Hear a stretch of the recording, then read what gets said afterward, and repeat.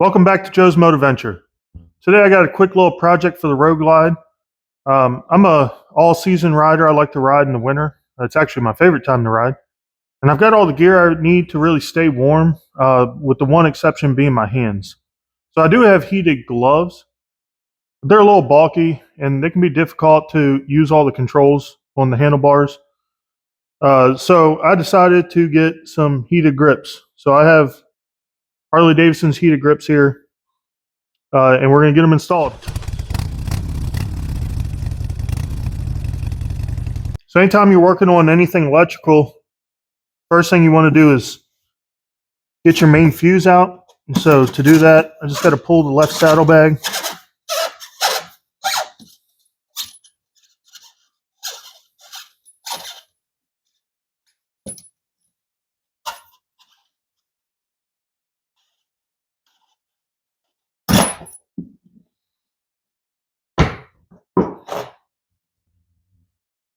And then once that saddlebag is off,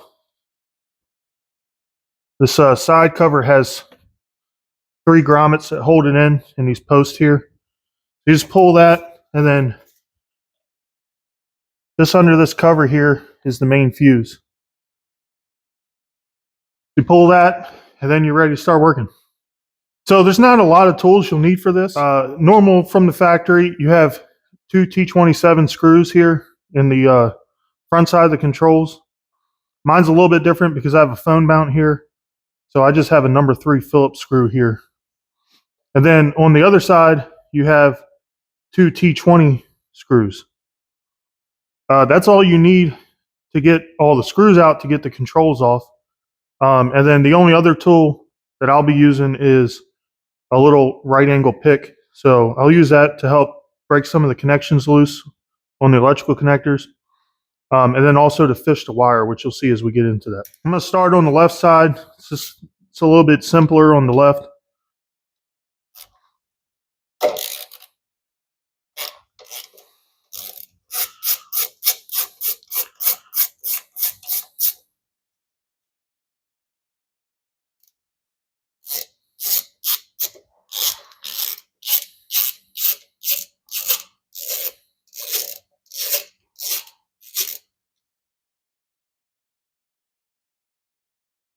Once you get those 2 screws out,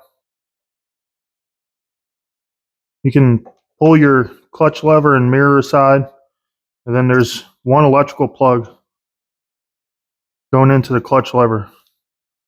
Once you get that undone, this will just kind of hang there.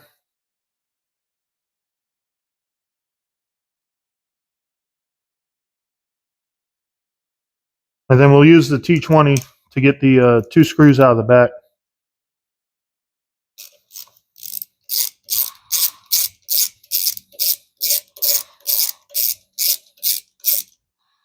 These don't come all the way out. They're captured in the back shell.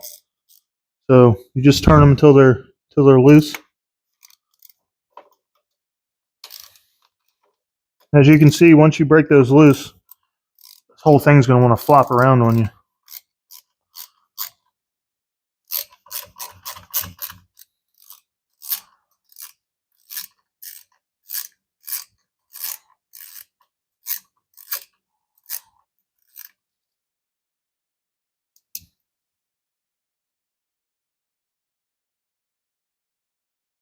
All right, once those are both free, you just got to wiggle the shell a little bit. You have to work around the high beam switch, but that comes right off.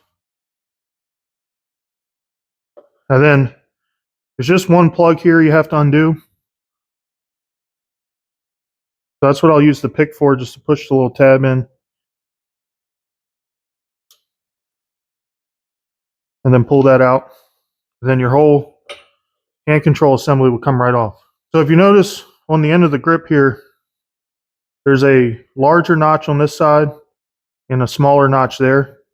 And if you look in the inside of the control, you have a larger tab there that interfaces with that larger notch. So when you put your new one on, just be mindful of that. So obviously the new grips have wires in them, so you just have to slide that down through the center of this. And then get that larger notch lined up with that tab. So this is where the pick's going to come in handy. We've got to get that cable out through this hole here. One little trick is to just fold your connector over and then start feeding it up in there. Sometimes it'll just pop right out of that hole. Pretty close there, and then we just grab it with the pick. Pull it the rest of the way out. Once that's all slid in there, you can plug your connector back in that you unplugged earlier. And then what's nice about these new models is they come pre-wired for heated grips. So there's already an empty spot here to plug the grip into. And then you can just kind of work some of the extra slack back into the bar there. You do got to be mindful of where the cable lays. It's pretty tight fit in here. It's a lot worse on the other side, as you'll see. So that smaller notch that's built into the grip is going to line up with this smaller tab here on the back cover. So when you put this cover back on, you want to have your controls relatively where they are. If you have them turned up real far, it's not going to go together right. You just slide that back on, then you'll feel it kind of fall into place.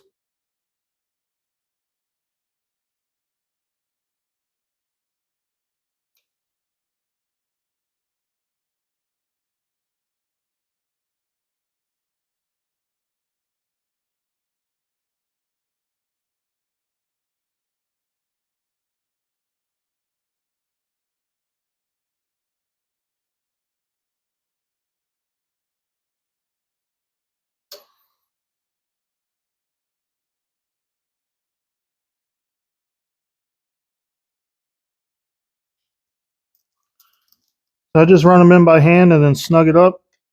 Doesn't take a lot of torque on these.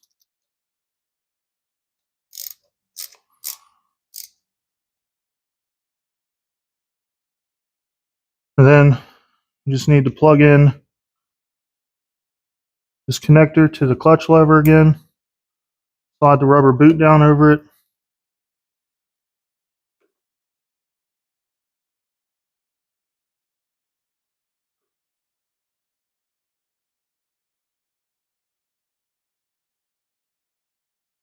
Then put the two screws back in.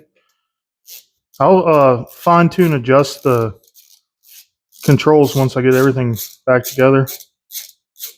Right now I'm just trying to get it all held in place.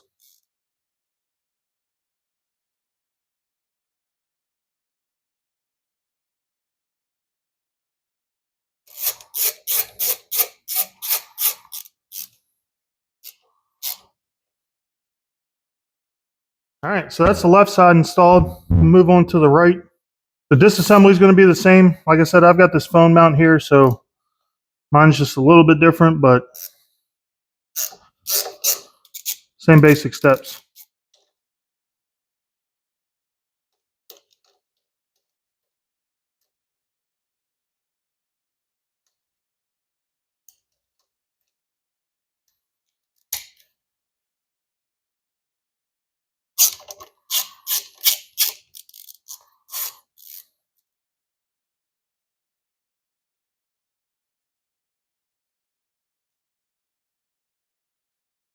So just like on the other side, you have a connector here.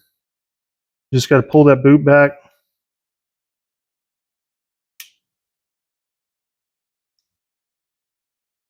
And then you can just let that hang. And then the same two T20 screws on the back.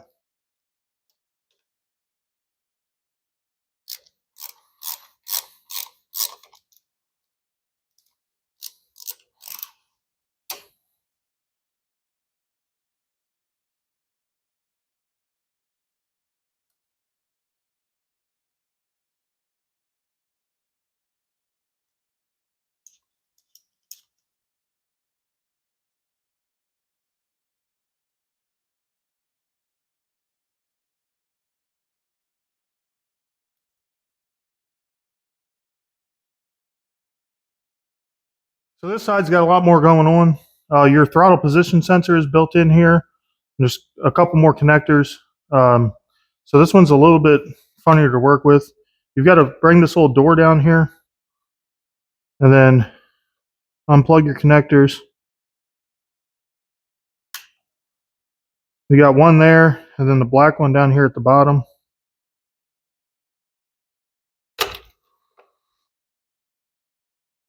And then that whole assembly is ready to come off. So on the throttle side, the grip's built a little different. You see it's got this long tube that interfaces with the throttle sensor. And then it has the tabs built into the housings, but you have the skinny slot on the one side and then this wider slot here. So the skinny slot goes onto this housing. So we'll just stick our cable through and then that'll lock into place and that allows it to be able to rotate. And as you can see, these tabs here interface with the throttle sensor. So once you have that, you can slide it on. Same idea as the other side. Try to get it to pop out of that hole.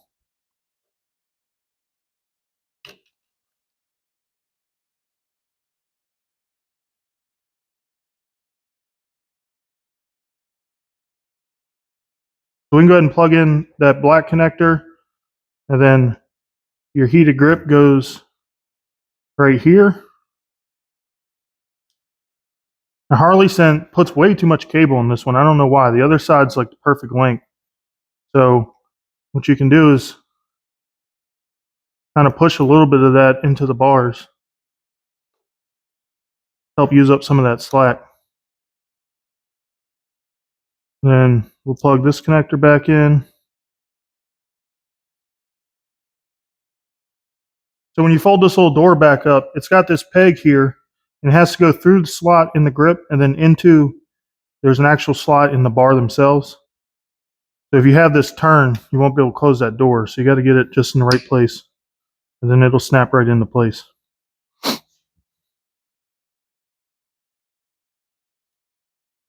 And getting this cover back on is a lot more challenging, just because there's so much more stuff in there.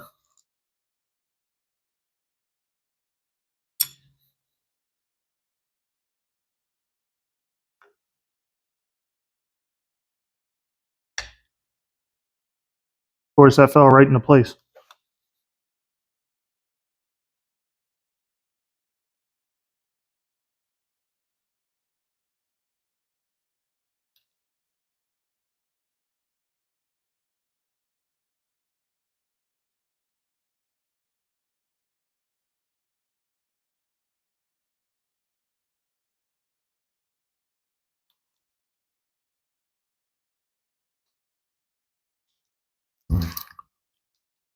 Just like the other side, we'll snug these up.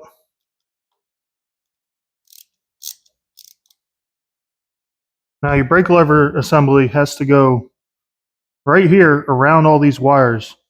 So you really got to be careful about how everything sits. So you just got to take your time and get everything lined up. Make sure you're not pinching anything.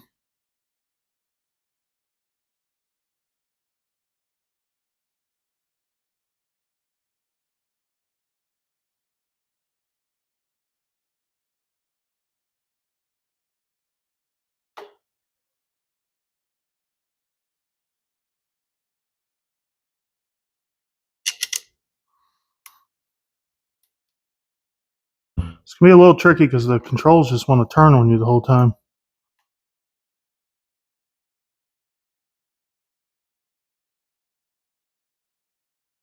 When you tighten these two screws up, you kind of want to go back and forth in stages. Otherwise, you'll end up with a big gap on one side or the other. But for now, like I said earlier, I'm just snugging them up so that I can adjust them once I'm done with this.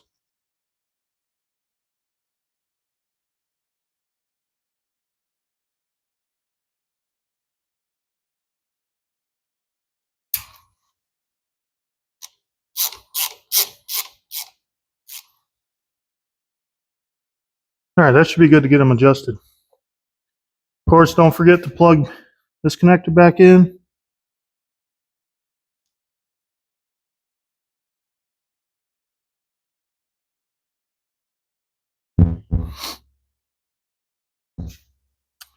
All right, so they're on the bike now. I'm gonna go ahead and throw the main fuse back in, and I'm gonna see if the bike recognizes them. I've seen reports of people being able to just turn the bike on and they're ready to go. Other people are having to flash them at the dealership. So we'll see what happens. All right, so I've got the main fuse back in the bike. We'll go ahead and turn it on. And to turn these on, there's a button on the end here. Doesn't look like it's working. Okay, so I've got them both installed. I tried turning them on. The bike's not seeing them yet, so I'm going to have to get it flashed at the dealer. But I'll go ahead and get my controls adjusted to where I like them. And then I will bring y'all back later in this video on my ride home from the dealer trying them out. All right, so I'm out on the bike.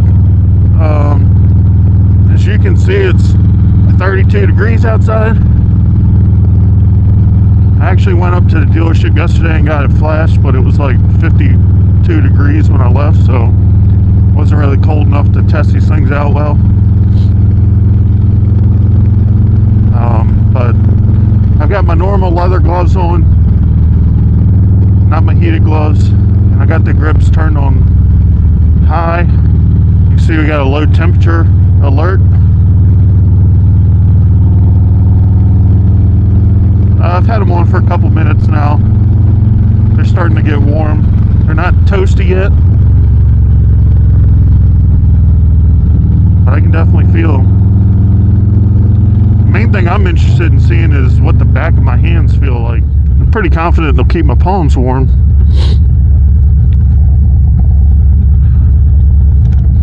But the back of my hands might still get cold, being that my bars are up above my fairing by a little bit. You may get a little bit of wind noise. I have to keep my visor cracked a little bit because it's so cold. Otherwise it'll fog up on me. I'm starting to feel the temperature a little bit. It's been about 5 minutes since I left the house.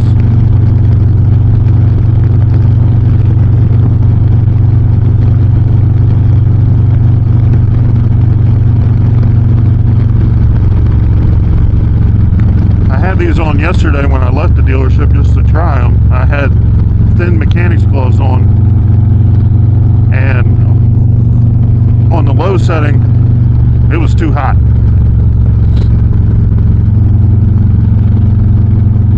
But at those temperatures I would normally wear these gloves, just because the mechanics gloves don't quite cut it. But I rode about 40 minutes home from the dealership and had no problems with my hands being chilly at all. And I am starting to really feel the heat coming through my gloves. And my gloves sat in the bike all last night, so they were cold already. I'm gonna give these about 10 minutes to warm up some more, and then I'll check back and see how everything feels. My fingers are definitely still cold right now, but they're not miserable. Alright, so I've been riding about 20 minutes now. I definitely can feel the heat coming through the grips. The backs of my fingers are still pretty cold. Back of my hand's not bad up here, but my fingers are definitely pretty cold. They're not miserable. It's totally doable like it is. But I think I'll probably end up getting some hand guards for next fall, winter season. Probably good to get through till spring for now. I was trying to avoid that because I don't really like the way they look, but I do regularly ride in cold weather, and so there's something I can put on, you know, once it gets cold, and take them off in the springtime once it gets warm. Well, I think that wraps it up, guys. Thanks for watching. I hope you enjoyed it. Make sure you hit the like, share, and subscribe. I'll see you on the next one.